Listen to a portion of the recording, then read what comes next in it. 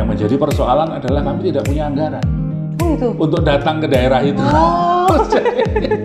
Jadi terpaksa harus ngutang. Ini cerita kompetisi perebutan kekuasaan yang free and fair itu menjadi tanggung jawab Bawaslu yang paling penting. Pemilu serentak? Pekerjaan berat pasti.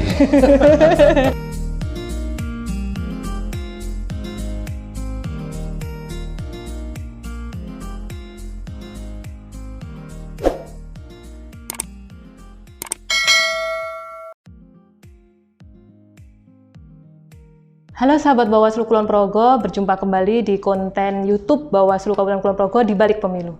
Nah, ada yang spesial sahabat Bawaslu. Untuk di edisi kali ini kita akan spesial karena memperingati HUT ke-13 Bawaslu RI. Karena edisinya spesial, tentu bintang tamunya juga spesial. Nah, kalau berbicara 13 tahun Bawaslu RI sampai sekarang, tentu sosok di sebelah saya ini adalah salah satu sosok yang menjadi saksi sejarah lahirnya Bawaslu ataupun sosok yang menjadi perjalanan Bawaslu sampai 13 tahun hingga saat ini.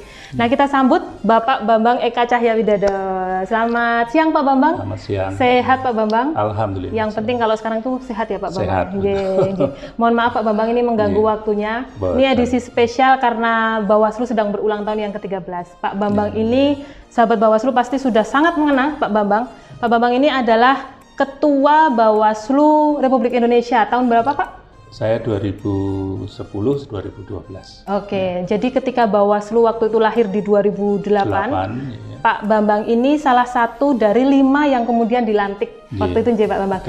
Mungkin sedikit Pak Bambang bisa diceritakan waktu itu Pak Bambang yang seorang dosen, yang seorang akademisi kemudian tertarik untuk menjadi seorang penyelenggara pemilu, terutama pengawas pemilu sampai akhirnya mendaftar di Bawaslu kemudian diterima di Bawaslu RI. Mungkin bisa diceritakan Pak Bambang waktu itu seperti apa? Sebetulnya memang kaitan saya dengan pemilu itu sangat panjang ya. Saya masuk di UMY ini tahun 1994 dan mata kuliah pertama saya itu adalah pemilu dan demokrasi di Indonesia. Jadi saya lama menekuni pemilu, tapi karena situasi waktu itu kan memang tidak terlalu menarik bicara pemilu karena pemilu-pemilu Orde Baru tentu kita semua tahu hasilnya seperti yang sudah diduga gitu. Nah, baru kemudian setelah sekian tahun, kemudian pada tahun 2007 menjelang pemilu 2009 itu ada seleksi terbuka. Semula saya itu mau melamar di KPU sebetulnya, tetapi karena proses rekrutmen di KPU itu saya masih dalam posisi menjabat sebagai dekan di fakultas ini, maka saya tidak diizinkan untuk mendaftar.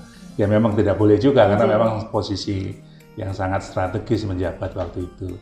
Nah, setelah saya menyelesaikan posisi jabatan saya pada bulan November tahun 2008 itu, kemudian pembuka pendaftaran Bawaslu dan saya kemudian karena memang sejak awal saya menekuni dunia kepemiluan ini, saya mendaftar di Bawaslu dan alhamdulillah dalam proses seleksi yang sangat panjang, 9 April 2009 itu kami dilantik menjadi anggota Bawaslu yang pertama kali ya, Pak, 2009 pelantikan itu sudah 2009 Jadi pemilu 2009 itu yang awal-awal tidak terawasi karena Bawaslunya terlambat terbentuk.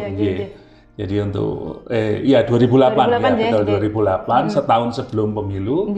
Tetapi sebetulnya tahapan pemilu sudah dimulai sejak sebulan sebelumnya. Jadi kita mengalami keterlambatan proses itu ya karena proses politik tentu tidak bisa juga dipercepat. Yang agak rumit itu adalah kita harus membentuk Panwaslu di seluruh Indonesia, provinsi karena posisi kita waktu itu satu-satu lembaga di tingkat nasional yang harus membentuk, sementara proses pembentukan tergantung pada proses seleksi yang dilakukan oleh KPU dan itu pada saat yang sama ada pilkada yang harus diawasi, jadi nggak karu-karuan itu Bawaslu periode pertama itu belum punya staf, belum punya kantor, tapi harus melakukan tugas-tugas. Kantornya dulu di mana Pak pertama? Kantor pertama numpang di KPU. Oh gitu? Iya, belum ditamrin ya. Jadi kita ada 2 ruangan di KPU, kita numpang di situ, lalu kemudian kita pindah ke Gedung Juang di Cikini itu, kita menyewa tempat di situ kira-kira sampai 6 bulan. Baru kemudian awal 2009 sekitar Januari kita pindah ke Tamrin. 14 itu. Gitu.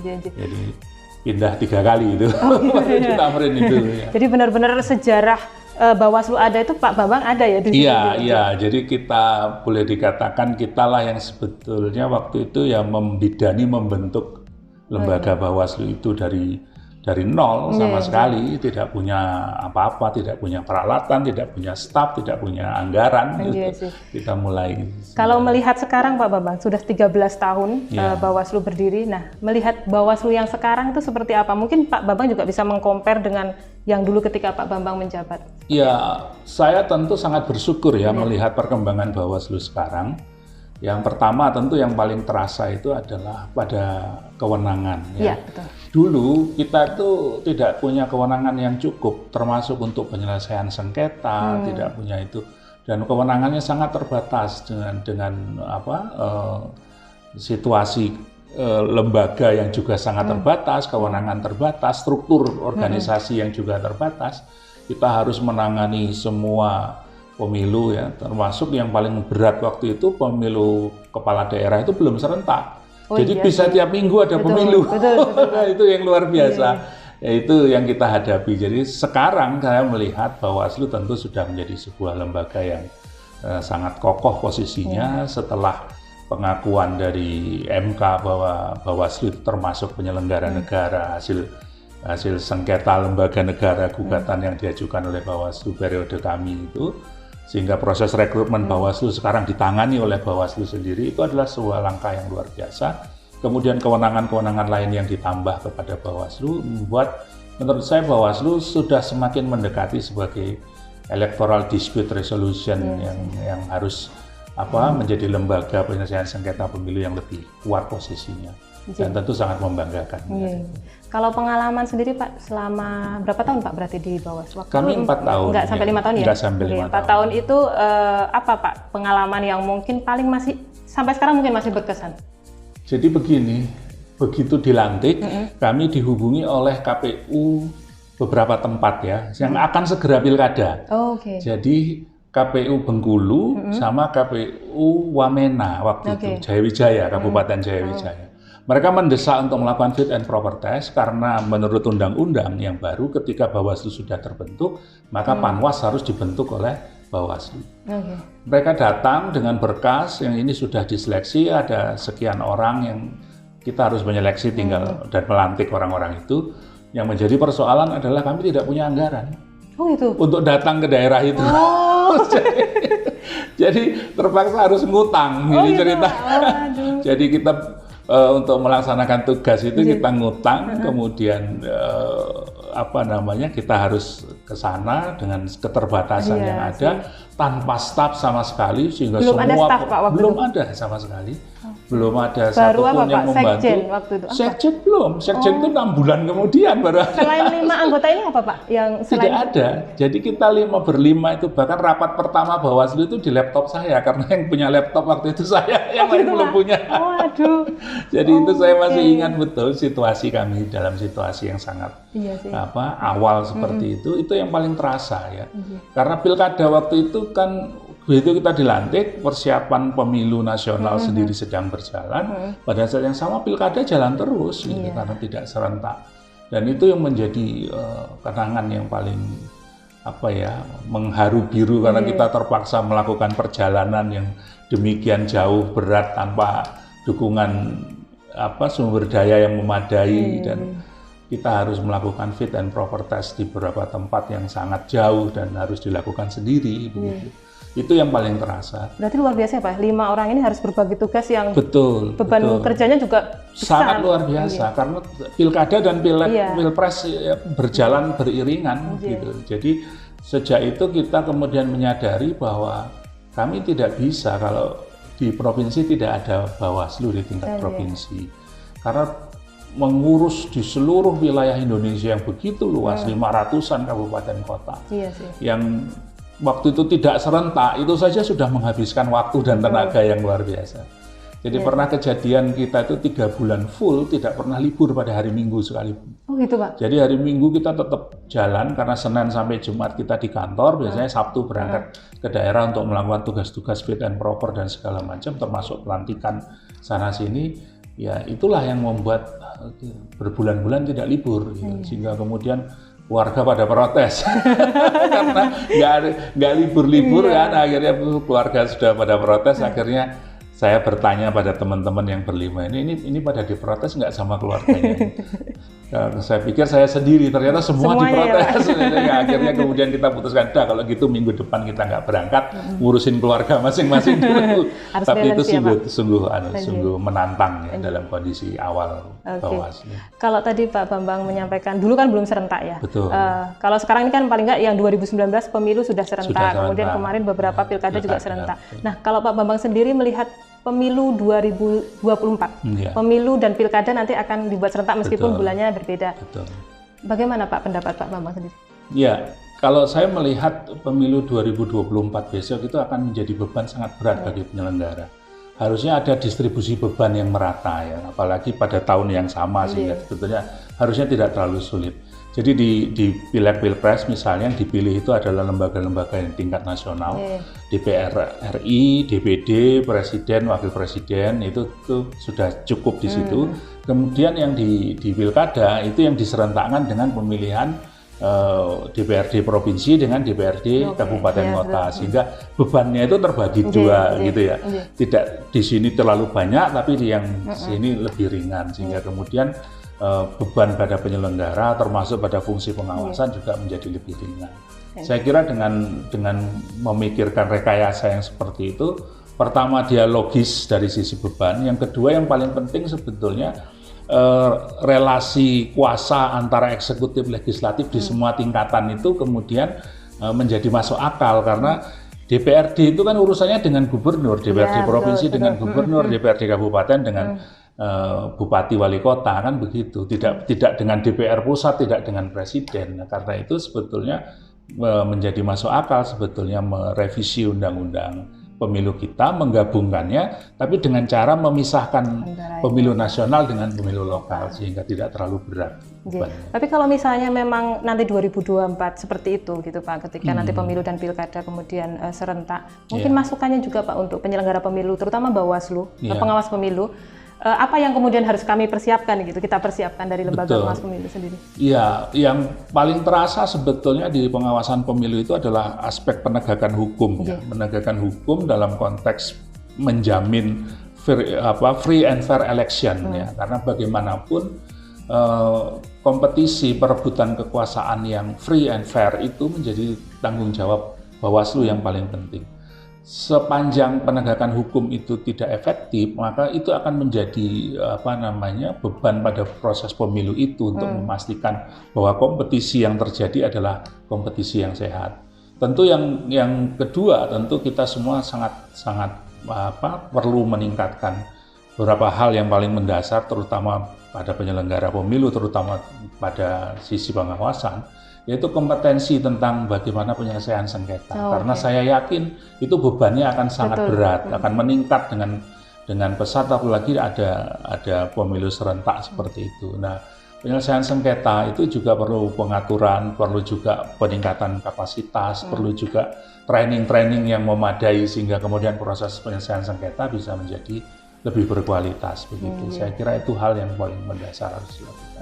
Kalau setelah pemilu atau pilkada ini dibuat serentak, kan kemarin kemudian ada wacana Bawaslu ini cukup yang di RI saja, yang di daerah dibubarkan saja deh gitu, karena 5 tahun sekali. Pendapat dari Pak Bambang sendiri? Ya, saya berpandangan sebetulnya lembaga-lembaga penyelenggara pemilu ini punya tanggung jawab yang lebih besar dari sekedar penyelenggaraan pemilu. Yaitu pada aspek pendidikan politik.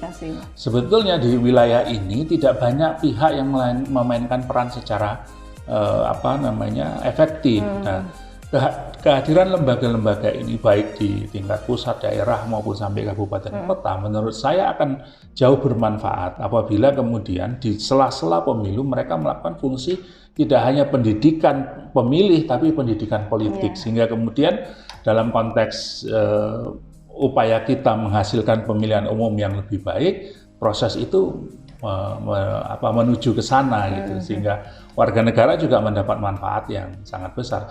Kalau tidak ada juga yang melakukan masalahnya. Nah, jangan lupa bahwa pemilu itu ya selalu membutuhkan dimensi yang paling penting tentu adalah pendidikan politik kepada warga negara. Nah, selama ini itu diserahkan pada sekolah, pada kampus yang melakukannya, tapi saya kira tidak semua terjangkau oleh itu. Nah, karena keterbatasan dan juga waktu yang juga tidak mencukupi untuk melakukan itu. Nah, menurut saya ini alasan yang paling mendasar dari keberadaan dua lembaga ini tentu pada aspek pengawasan, tidak hanya pada aspek pemilu, tapi juga pada pendidikan politik bagi warga negara. Tadi sesi pertama sudah kita lewati, sekarang kita ada di sesi kedua Pak Bambang. Ini namanya setuju atau tidak setuju. Ini mungkin akan lebih cepat. Jadi nanti kami akan menyampaikan satu buah pernyataan. Nanti mungkin Pak Bambang bisa menyampaikan setuju atau tidak setuju nanti beserta alasannya. Begitu nggih Pak? Oke, yang pertama Pak, Indonesia harus memiliki lembaga peradilan pemilu. Setuju atau tidak setuju? Saya setuju, karena proses pengadilan di luar peradilan khusus pemilu seperti yang selama ini dilaksanakan, itu banyak titik kelemahannya, terutama karena pemahaman terhadap konteks pemilu yang menurut saya kurang pas, gitu ya. Terutama di PT UN dan beberapa lembaga yang lain, sehingga efektivitas penegakan hukum menjadi persoalan di sana. Oke. Yang kedua Pak, partisipasi masyarakat untuk ikut mengawasi pemilu masih rendah. Setuju atau tidak setuju? Sangat setuju. Jadi menurut saya problem terbesar kita, jangankan untuk mengawasi ya, untuk terlibat dalam pemilu saja itu sudah sebuah effort yang sangat luar biasa bagi masyarakat, dan perhatian masyarakat pada pemilu masih sangat kurang, dan pada pengawasan pemilu jauh lebih kurang lagi begitu, sehingga kemudian menjadi tantangan. Solusinya apa Pak?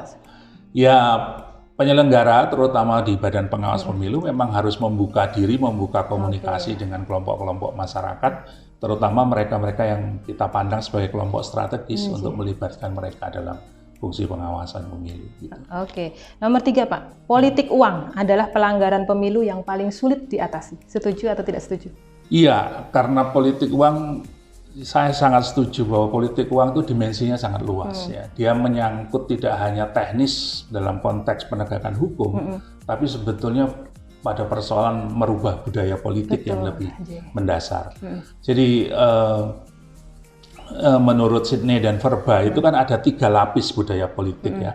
Yang parokial, orang yang bicara masih primordial, kesukuan, agama, ras, dan segala macam. Kemudian di level 2 yang disebut subjektif tadi, yang orang bicara pemilu, memilih, tapi karena alasan uang dan segala macam. Baru kemudian yang lapis yang ketiga, yang terbaik ini adalah yang disebut dengan budaya partisipan. Nah, kita dengan bicara politik uang itu ada di lapis kedua tadi. Nah, merubah ini ke partisipan itu effortnya luar biasa. Perlu kesadaran politik, perlu pengetahuan yang luas, dan perlu waktu yang lama untuk memproses bagaimana proses orang. Yang panjang berarti Pak. Betul, bertanggung jawab terhadap pilihan-pilihannya, tidak hanya sekedar karena menerima uang. Karena itu bagi saya politik uang itu tidak bisa diselesaikan hanya dengan penegakan hukum, tapi harus melalui sebuah proses budaya, proses budaya yang mendasar, yang mengedukasi masyarakat, merubah perilaku masyarakat, sehingga menghargai kedaulatannya, gitu. Tidak hanya sekedar mentransaksikan kedaulatannya dengan sejumlah uang dalam jumlah yang sangat kecil sebetulnya. Gitu. Salah satu yang sudah dilakukan di IY ini desa anti politik uang ya Pak. Betul, sejauh ini Pak Bambang melihatnya untuk desa anti politik uang sudah? Ya, sudah berjalan, tapi memang kita perlu effort yang lebih banyak lagi ya. Kita berharap tentu perubahan kultur, perubahan budaya itu bisa dimulai di level yang paling bawah, di tingkat desa itu. Dan ini saya kira bukan perkara yang mudah ya, menyadarkan orang, menggerakkan orang untuk kemudian mengambil peran, melakukan proses pendidikan politik kepada warga, membuat mereka menyadari bahwa kedaulatan mereka itu adalah sesuatu yang sangat bernilai di dalam politik. Itu menjadi sesuatu yang tidak mudah. Jadi proses edukasi politik, pendidikan politik itu harus berjalan sepanjang waktu, sepanjang saat, karena setiap generasi menghadapi tantangan yang berbeda-beda. Nah, biasanya proses itu perlu percepatan dan mungkin gerakan-gerakan seperti gerakan anti politik uang itu bisa membantu proses percepatan itu. Walaupun saya yakin dia bukan perkara yang mudah mengubah budaya politik masyarakat.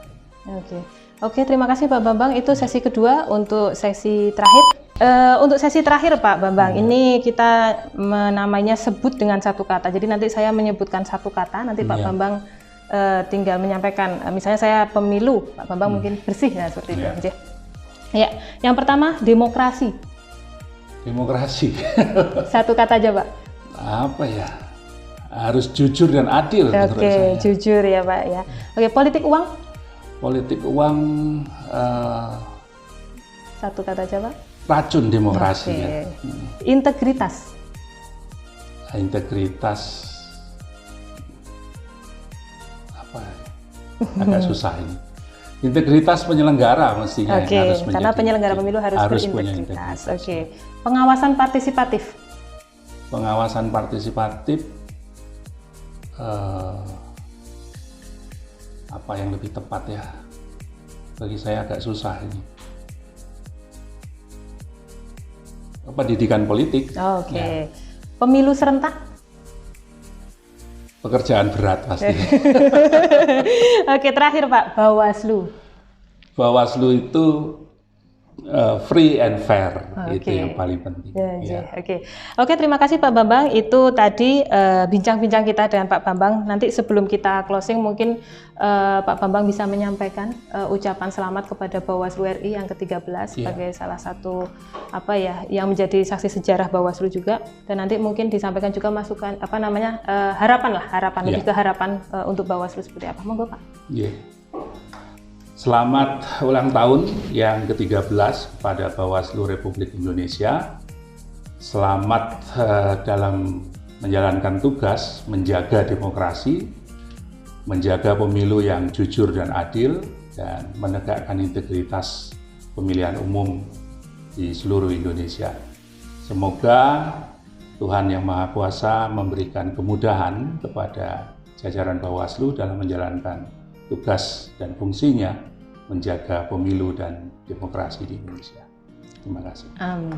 Terima kasih Pak Bambang atas waktunya, sudah kita ganggu-ganggu. Dan untuk sahabat Bawaslu, itu tadi edisi spesial memperingati HUT yang ke-13 Bawaslu RI di Balik Pemilu. Nanti kita akan ketemu lagi bulan depan di Balik Pemilu edisi selanjutnya. Dari saya cukup sekian, bila banyak salah mohon maaf. Assalamualaikum warahmatullahi wabarakatuh Pak. Bersama rakyat, awasi pemilu, bersama Bawaslu, tegakkan keadilan pemilu.